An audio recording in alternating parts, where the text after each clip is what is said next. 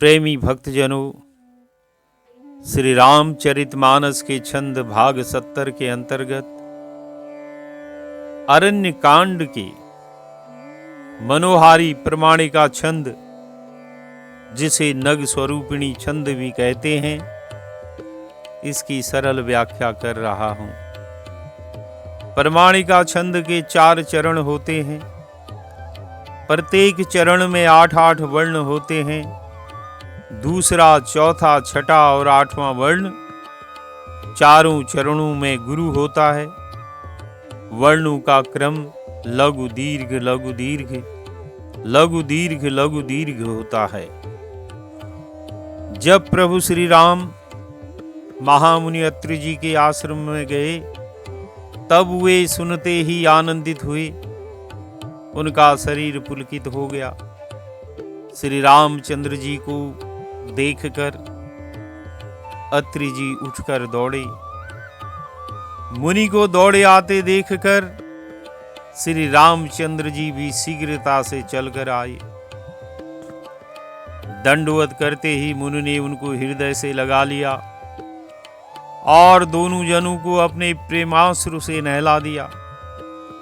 रामचंद्र जी की छवि देखकर उनके नेत्र शीतल हो गए, क्योंकि रामानुरागी राम को ही पाकर उनका दर्शन करके शीतल होते हैं।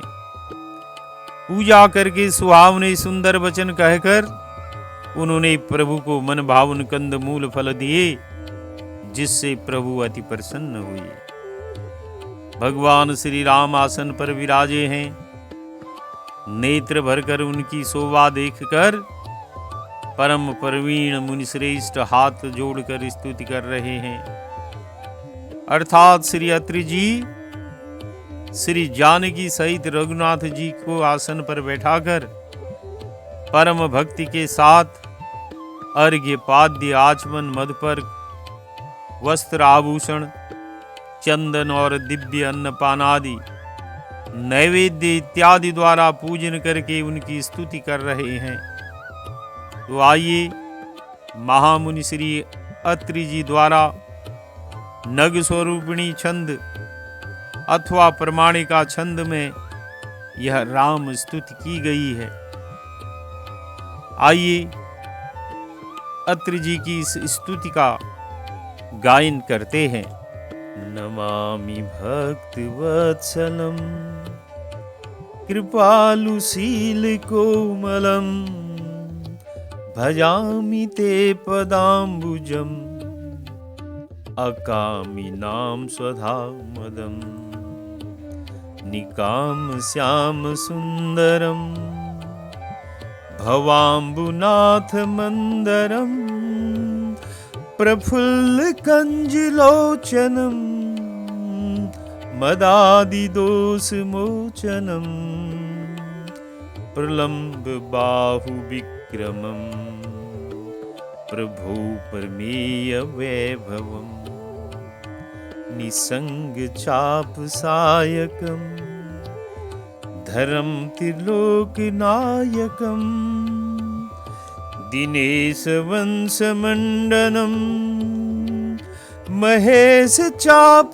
खंडनम मुनीन्द्र संत रंजनम सुरारि वृंद भंजनम सुरारि वृंद भंजनम मनोज वैरि वंदितम अजादिदेव सेवितम विशुद्ध बोध विग्रहम समस्त दूषणापहम नमामि इंदिरापतिम सुखाकरम सतां गतिम भजे सशक्ति सानुजम सचीपति प्रियानुजम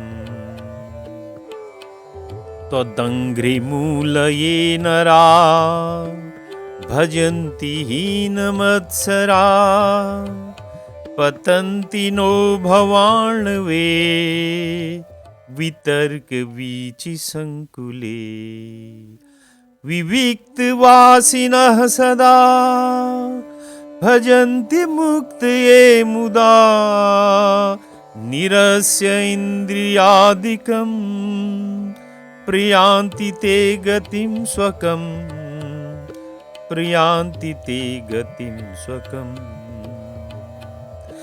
तमेक अद्भुतं प्रभुं निरीहमीश्वरं विभुं जगद्गुरुं च शाश्वतं तुरीयमेव केवलं भजामि भाववल्लभं कुयोगिनां सुदुर्लभं स्वभक्तकल्पपादपं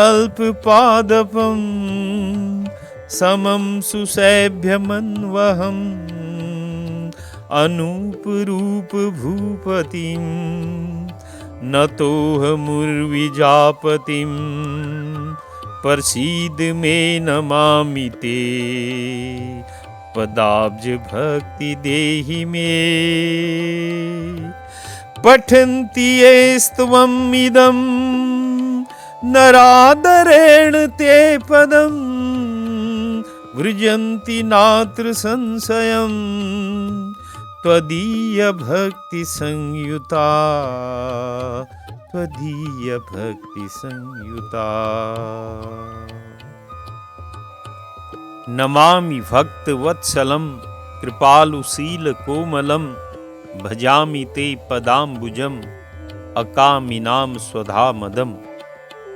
मुनिश्रेष्ठ अत्रि आंखें बंद करके हाथ जोड़कर भगवान की स्तुति कर रहे हैं। नमामि भक्त वत्सलम। अब भक्त वत्सल क्या है? अत्रि जी कह रहे हैं, हे प्रभु, जैसे गौ को बछड़ा अत्यंत प्यारा होता है, वैसे ही आपको अपने भक्त प्रिय हैं। भक्तों के लिए वात्सल्य, औरों के लिए कृपालुता। भक्त वत्सल का भाव जैसे हम नित्य प्रति के कर्मों की रस्सी में बंधे हुए हैं, इससे आपके पास नहीं पहुंच सकते, तो आप स्वयं हमें कृतार्थ करने को आप पहुंचते हैं। भक्त वत्सल कहने का भाव यह है कि भक्तों की करुण पुकार सुनकर आप नंगे पांव भी दौड़े आते हैं, कभी उनको असहाय नहीं छोड़ते, आप अपनी कृपा हमेशा करते। कृपालुशील कोमलम का भाव कि भक्त से बिगड़ जाने पर भी क्रोध नहीं करते, बिगड़ी को सुधार देते। भक्त ने कभी भूलवश कोई गलत काम भी कर दिया, कोई काम बिगाड़ दिया, तब भी आप कृपालु हैं और उसकी बिगड़ी को सुधार देते। भजामि ते पदाम्बुजम। पद अंबुज यानी चरण कमल। चरण कमलों को भजने का भाव यही है कि इन चरणों का सदा ही स्मरण ध्यान मानसिक पूजन करता हूं। भौरे की तरह मेरा मन इन्हीं में रमा रहता है। चरण चिन्हों का ध्यान करता हूं और इन्हीं चरणों का मैं यशगान भी करता हूं।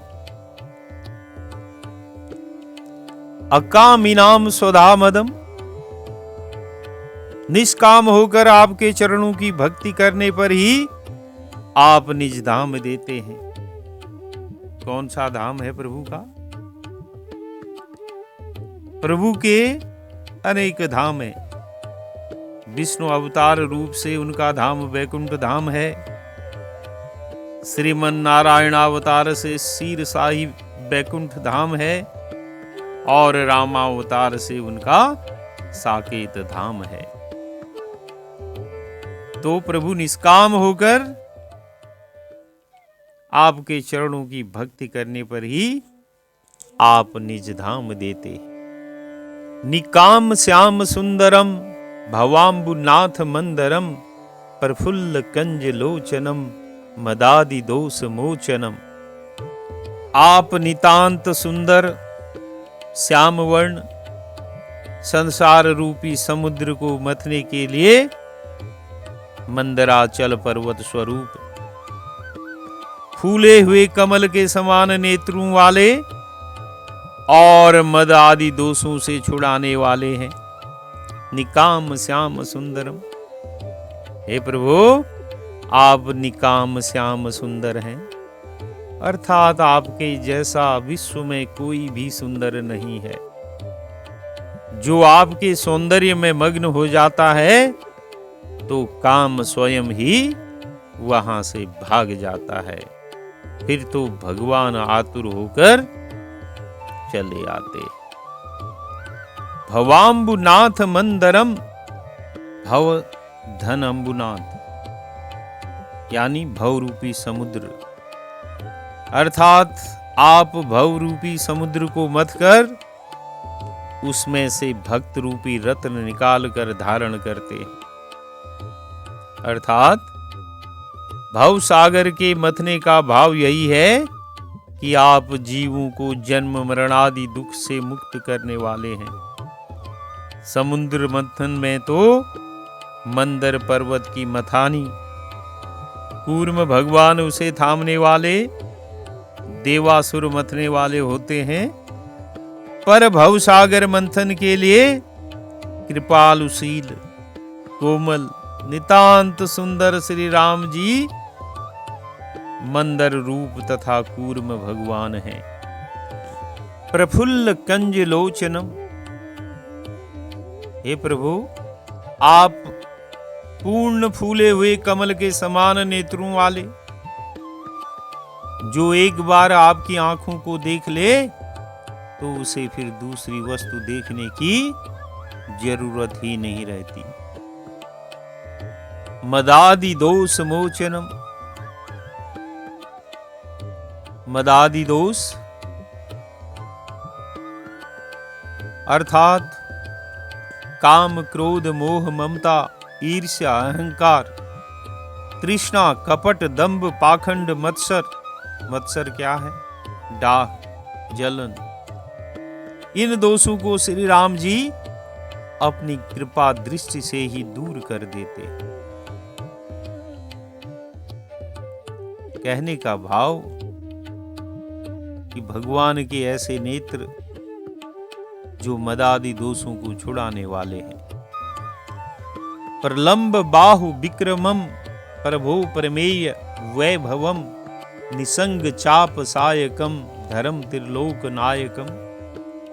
प्रलंब बाहु विक्रमम, प्रभु आपकी लंबी भुजाओं का पराक्रम अतुलनीय है।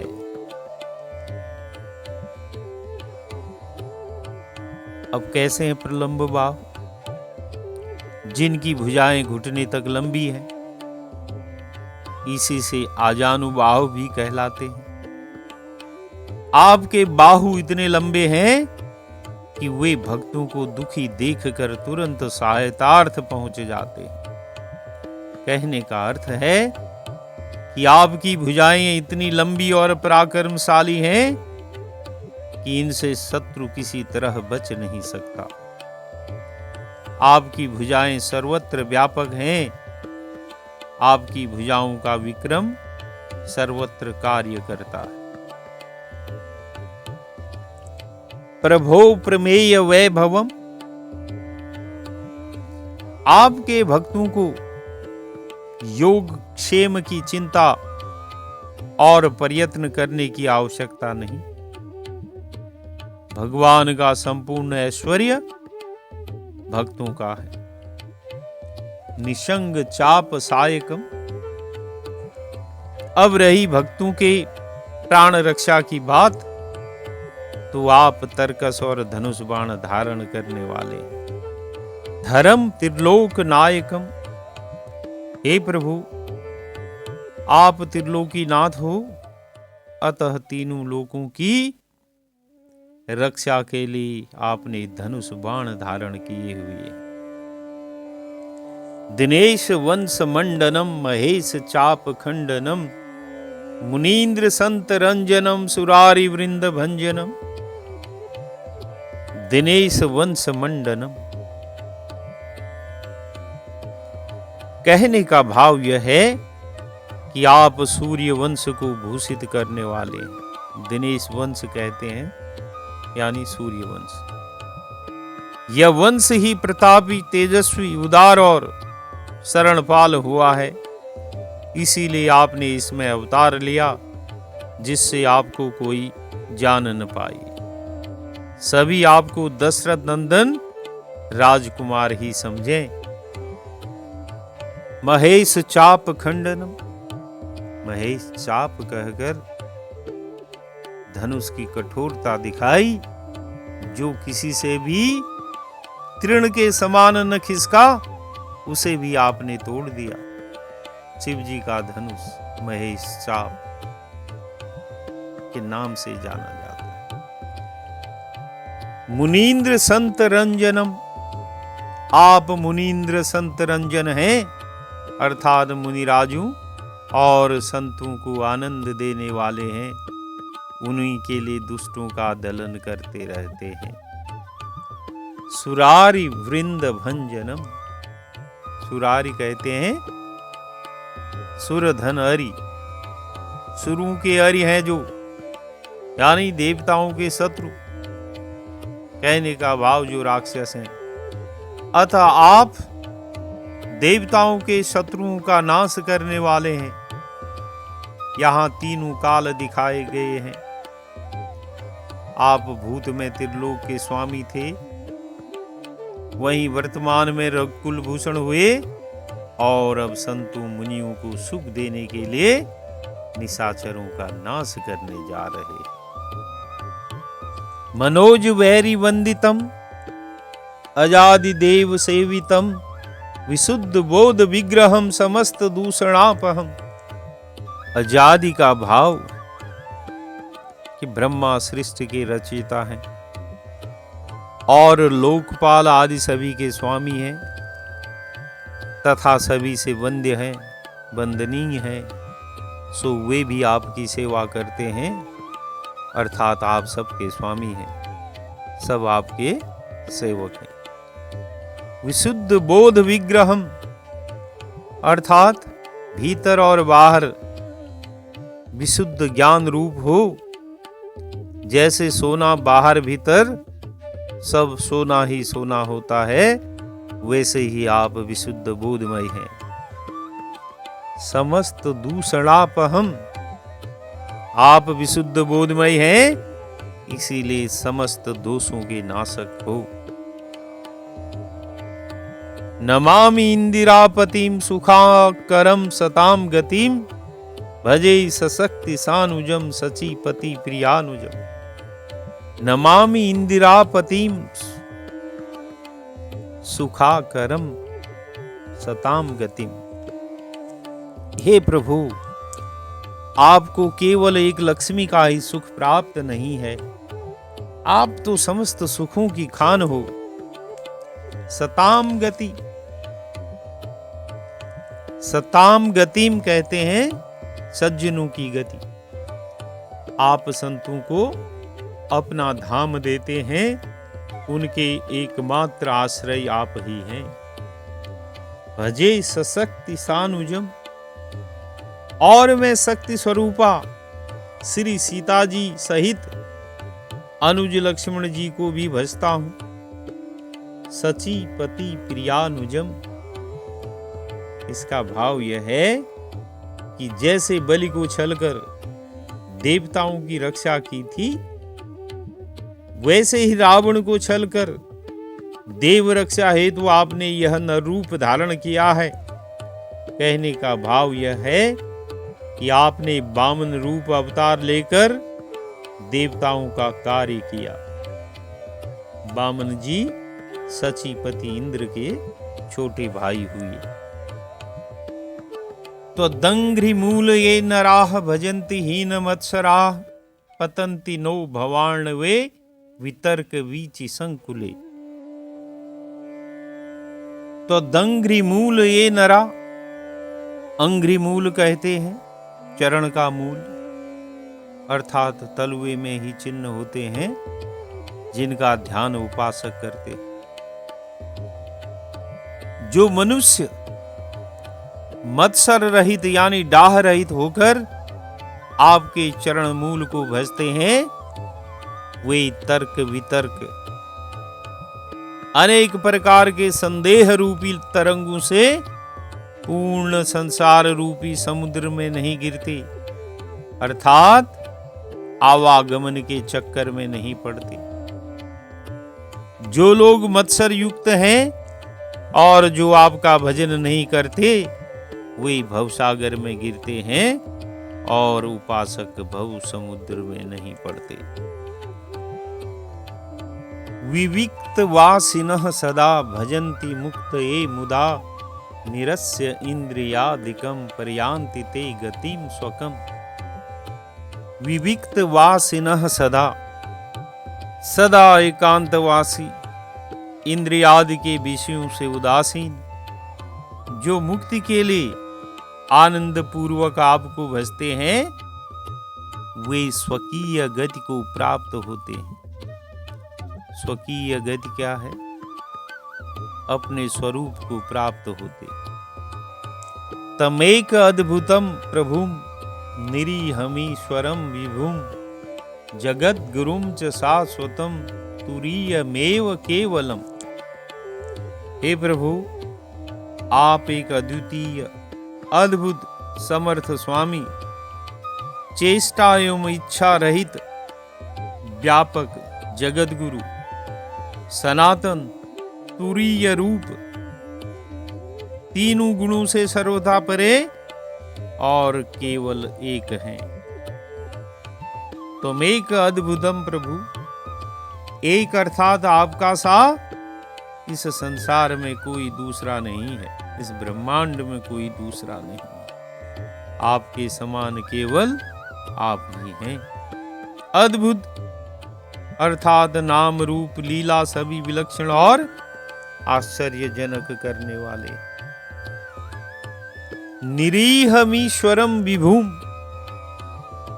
प्रभु होने पर भी आप निरीह हैं और ईश्वर होने पर भी आप विभु हैं।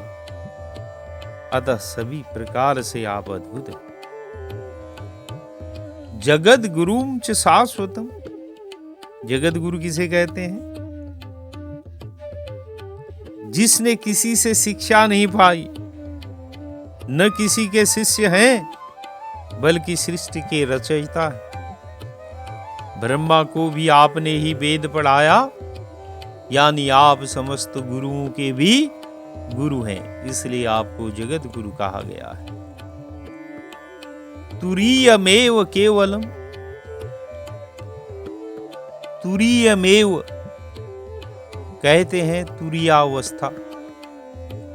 चार अवस्थाएं होती हैं। कौन कौन सी? जागृत अवस्था, स्वप्न अवस्था, नींद की अवस्था और चौथी तुरीयावस्था कहते हैं। चौथी अवस्था जो तुरीयावस्था है, इसमें विशुद्ध चेतना मात्र होती है और भगवान सदा तुरीयावस्था में ही रहते। यह अवस्था स्थूल, सूक्ष्म और कारण इन सबों से रहित है।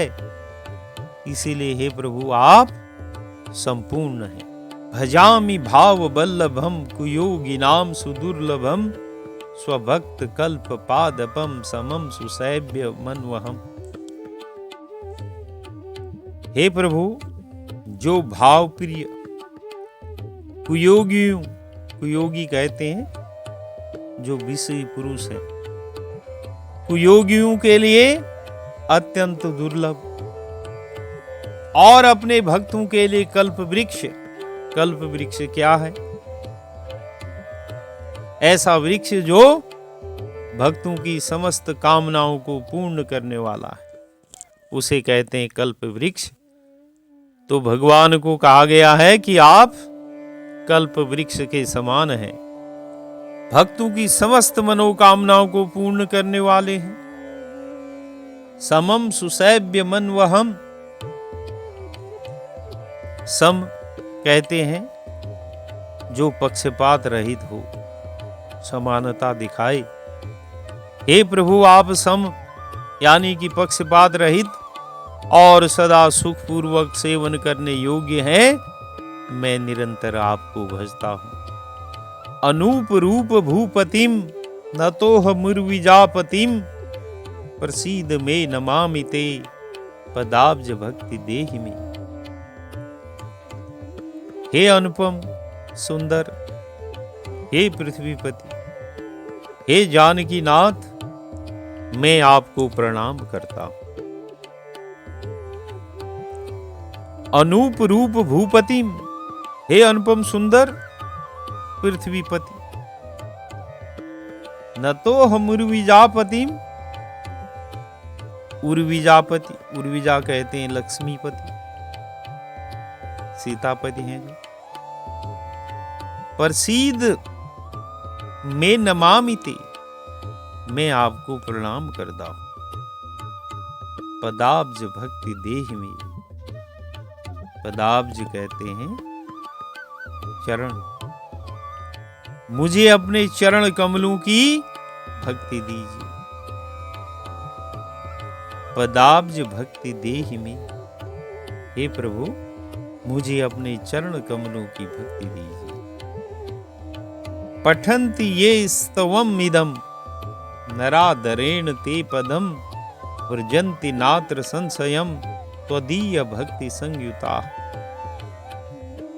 जो मनुष्य इस स्तुति को आदर पूर्वक पढ़ते हैं, नरादरेण ते पदम, यानी जो इसको आदर पूर्वक पढ़ते हैं, व्रजन्ति नात्र संशयम, इसमें संदेह नहीं है, तो दीय भक्ति संयुता, कि आपकी भक्ति से संयुक्त होकर अर्थात भक्ति सहित आपके पद को प्राप्त होते। कहने का सरल अर्थ ये है, हे प्रभु, जो महामुनि अत्रि जी द्वारा रचित इस स्तुति का गायन करते हैं, आदर पूर्वक पढ़ते हैं, वे आपकी भक्ति से युक्त होकर आपके परम पद को प्राप्त होते हैं, इसमें कोई संदेह नहीं है। तो बोलिए सियावर रामचंद्र की जय।